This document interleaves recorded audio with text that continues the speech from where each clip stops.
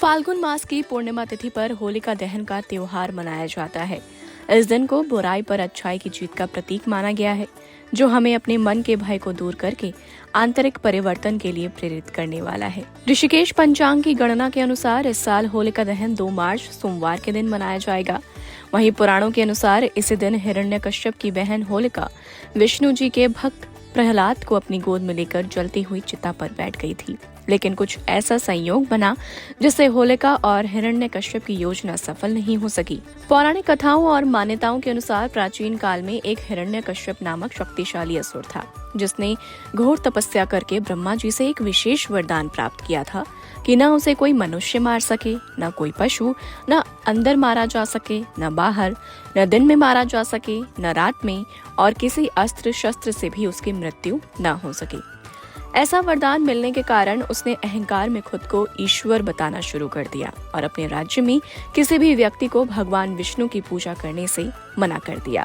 हिरण्यकश्यप का एक प्रहलाद नामक पुत्र था, जो बचपन से ही भगवान विष्णु की भक्ति करता था और उनका परम भक्त बन गया। प्रहलाद हमेशा विष्णु जी का स्मरण करता रहता था और उसके मुख भी पर केवल प्रभु का नाम था।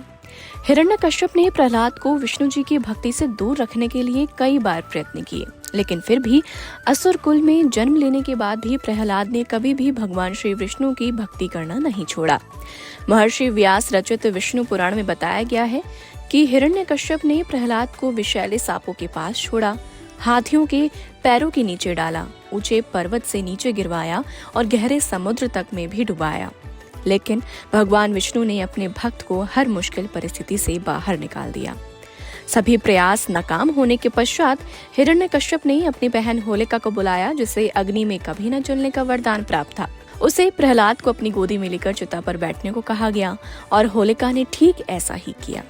वो भक्त प्रहलाद को अपनी गोद में बिठाकर अग्नि में बैठ गई, लेकिन उस समय भी प्रहलाद जरा भी न डरा और मन में केवल श्री हरि का स्मरण करता रहा।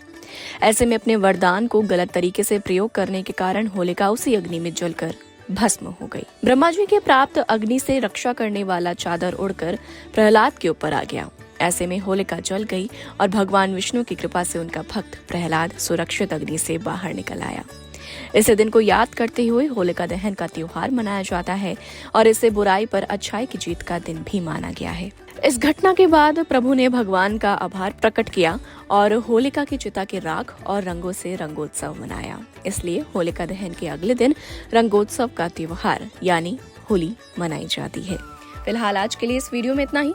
और भी ऐसी स्टोरीज को देखने के लिए आप जुड़े रहिए हमारे साथ। तब तक के लिए नमस्कार।